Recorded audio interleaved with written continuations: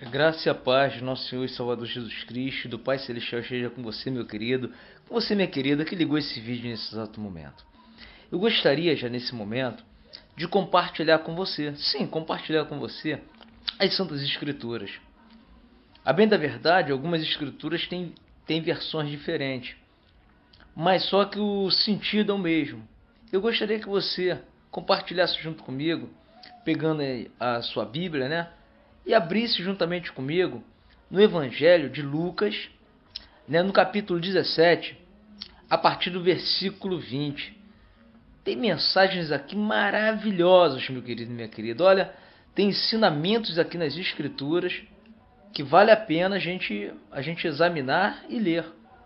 Ler e examinar, né? Que são palavras de exortação, palavras de consolação, palavras de esperança, sobretudo vida eterna, salvação. Palavras maravilhosas. Eu gostaria que você compartilhasse junto comigo. A gente entrasse agora juntos, né, no texto bíblico, que diz assim, a partir do versículo 20. Os fariseus perguntaram um dia a Jesus: quando viria o reino de Deus? Respondeu-lhes: o reino de Deus não virá de um modo ostensivo, nem se dirá ei-lo aqui ou ei-lo ali, pois o reino de Deus já está no meio de vós. Olha só, o que Jesus estava falando para os fariseus que o interrogaram. Os fariseus chegaram perto de Jesus e questionaram Jesus, né? Perguntaram: quando que o reino de Deus vai chegar até nós? Na verdade, o reino de Deus já estava no meio deles. Por quê? Porque Cristo, o Messias, já estava no meio dos fariseus ali no momento. E ele próprio trouxe o reino de Deus até nós. Não só para os judeus, porque diz a palavra de Deus que ele veio para os seus, mas os seus não receberam. Quer dizer, os judeus não receberam a Cristo. Mas a todos quanto o receberam, deu-lhes o direito ou o poder de se tornarem filhos de Deus. Olha que coisa maravilhosa. Esse privilégio é para mim e para você. Nós somos filhos de Deus pela fé em Cristo, porque recebemos a Ele como Salvador, como Senhor de nossa vida. Isso é algo maravilhoso. Aí no versículo 22 diz assim: mais tarde, ele explicou aos discípulos, aí Jesus já falou para os discípulos dele, não mais para os fariseus, que eram os religiosos da época. O maior problema que Jesus sempre teve aqui na terra foi contra os religiosos, né? Nós sabemos disso. Só a gente ler as escrituras e examinar, sempre o problema maior eram os religiosos. E hoje não é diferente não, hein? Olha só, hoje não é diferente não. Aí Jesus fala para os discípulos assim: virão dias em que desejareis ver um só dia o Filho do Homem, e não o vereis. Então vos dirão: ei-lo aqui e ei-lo ali. Não deveis sair, nem os seguir. Ó, Jesus está falando, não siga ninguém. Você não tem que sair do teu lugar e ficar seguindo homens, seguindo pessoas. Olha só que palavra maravilhosa, olha só. Pois como relâmpago, reluzindo numa extremidade do céu, brilha até a outra. Assim será o Filho do Homem no seu dia. Isso que Jesus está falando. Você crê nele, você confia nele, você anda nos caminhos dele, você não precisa se preocupar, ficar correndo de um lado para o outro não. Porque na hora que ele voltar, todos o verão. Todos o verão, porque ele virá como um relâmpago, que sai do Oriente e se mostra até o Ocidente. Quer dizer, vai ser como um relâmpago. Tá? Todos os verão, o verão. Olha só. Versículo 25 diz assim: é necessário, porém, que primeiro ele sofra muito e seja rejeitado por esta geração. Então Jesus está declarando aqui que era necessário que ele sofresse, que ele fosse rejeitado, para que então depois viesse essa oportunidade do ser humano se converter, né, ouvir a palavra e se voltar para ele. Isso é para aqueles que o recebem, conforme já disse agora. Aqueles que o receberam se tornaram filhos de Deus. Quem não recebe, quem rejeita Cristo, não é filho de Deus. É isso que as Santas Escrituras dizem. Aquele que rejeita Cristo são criaturas de Deus, não são filhos, apenas criatura. Versículo 26 diz assim: como ocorreu, olha só que interessante, hein? Como ocorreu nos dias de Noé, acontecerá do mesmo modo nos dias do Filho do Homem. Comiam, bebiam, casavam-se, davam-se em casamento, até o dia em que Noé entrou na arca. Veio o dilúvio e matou a todos. Olha só, a palavra de Deus está dizendo isso. Você pode acompanhar na sua Bíblia. Como nos dias de Noé, Noé era considerado um louco, né? Não é isso? Um velho louco, maluco, não é isso? Não é isso?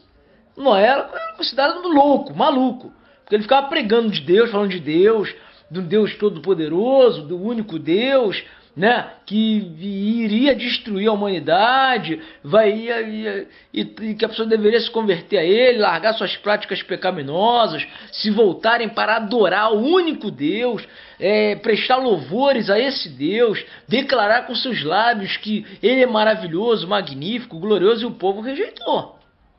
E o povo, Noé é louco, Noé é maluco, que isso? Que vai vir dilúvio, que vai chover nada, nunca choveu, como é que vai chover?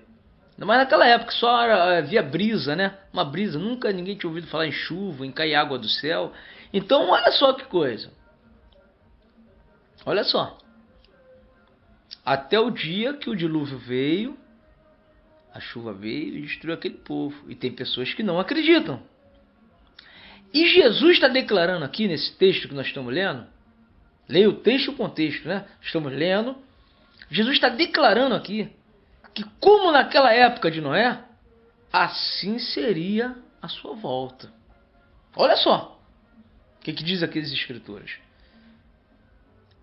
Aqueles que pregam o evangelho com sinceridade, que têm amor pelas pessoas, amor às almas, né? Aqueles que procuram fazer a vontade de Deus, né? Se esforçam para andar nos caminhos do Senhor, no caminho reto, esses são considerados como Noé naquela época, como loucos, como fanáticos, né? Como alienados, pessoas incultas, né? Pessoas que não têm sabedoria humana, né? São pessoas consideradas a escória desse mundo aí, ó. Não é isso? E Jesus está falando aqui, ó. Como ocorreu nos dias de Noé, acontecerá do mesmo modo nos dias do Filho do Homem, que ele vai voltar. As pessoas comiam, bebiam, casavam, davam um casamento. Ou seja, as pessoas não estavam nem aí, meu querido e minha querida. As pessoas não estavam nem aí, preocupadas. Não, eu vou ficar vendo a minha novela, eu vou ficar vendo o meu jornal, eu vou ficar vendo as notícias desse mundo. Eu vou viver no mundo, eu vou aproveitar o mundo, fazer as coisas do mundo. Eu vou me entreter com videogames, com coisas do mundo. As pessoas não estão preocupadas. As pessoas até buscam uma religião. Eu sou religioso, está tudo bem. Mas eu vou viver minha vida, né, à vontade, desapercebido. Se alguém fala, ó, Cristo está para vir, a pessoa já entra logo no desespero. Entra logo no desespero. Se acontecer qualquer coisinha que acontecesse, a pessoa perceber que vai vir o final do mundo, não vai acontecer o final do mundo, então a pessoa quer se matar, quer se suicidar, conforme outras épocas aconteceu até na história, né? Então as pessoas andam assim. Se perceber que vai acontecer o final do mundo, se desesperam. Quer dizer, falta uma conversão. Quando a pessoa se converte ao Evangelho de Cristo, quando ela anda com Jesus dentro dela, no coração dela, ela está segura, meu querido e minha querida. Lembre-se que o apóstolo Paulo falou que o viver para mim é Cristo. Se eu morrer, que um dia a gente vai morrer, não tem jeito, né? Fisicamente nós vamos morrer. Isso é inevitável, meu querido e minha querida. Inevitável. Fisicamente nós vamos morrer. Então o apóstolo Paulo falou, o viver para mim é Cristo. Se eu morrer, é lucro. Você pode declarar isso? Eu declaro isso a todo momento. Eu declaro todos os dias da minha vida. O viver para mim é Cristo. Se eu morrer, é lucro. Oh, glória. Parece até loucura mesmo, né? Está escrito aqui, ó.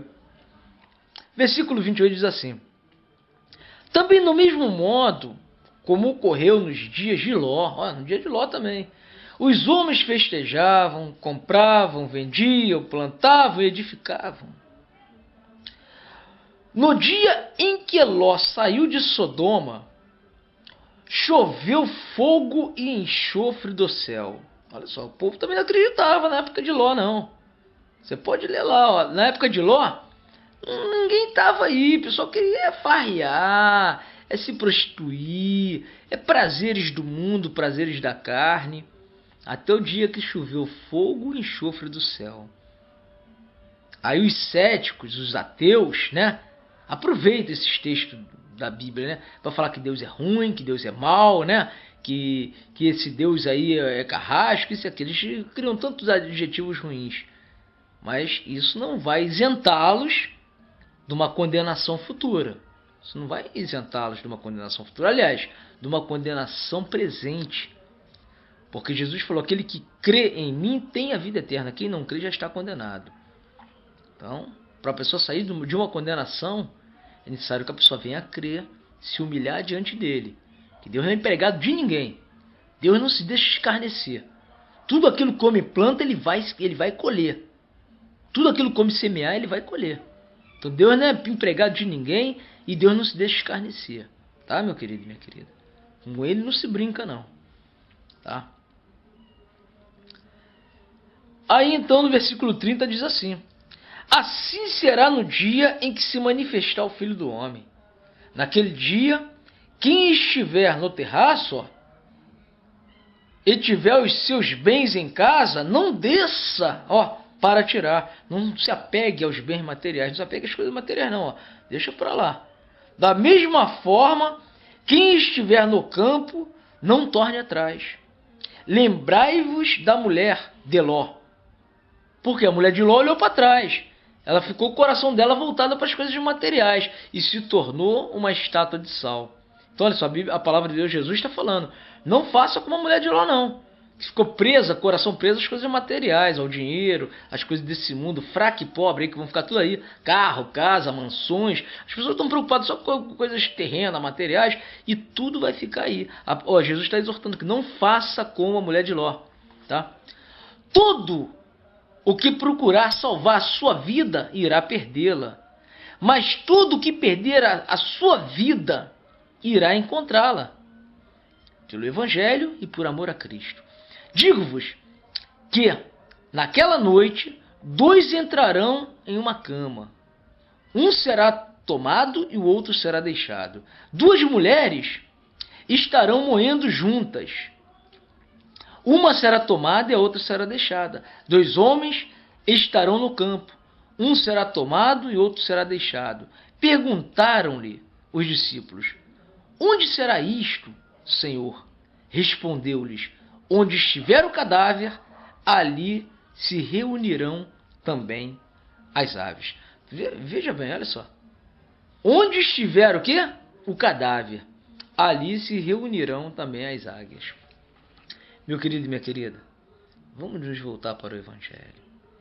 Vamos nos voltar para Cristo enquanto é tempo. Porque assim como um ladrão, né, ele não avisa a hora que vai chegar, assim será a volta de Cristo. É por isso que é necessário vigiar e orar. É por isso que o tempo todo nós estamos orando, pregando, anunciando, aqui na rua, em qualquer lugar onde eu estou o tempo todo falando de Cristo, do Evangelho. Por quê? Eu não sei a que hora ele vai voltar. Então eu tenho que estar atento, vigiando e orando, para não cair em tentação. Porque se a gente não vigiar e orar, a gente cai em tentação mesmo, a nossa carne é fraca. Nós somos seres humanos sujeitos a falhar e errar. Então que essas palavras possam ter te iluminado, esclarecido. Tá, meu querido e minha querida?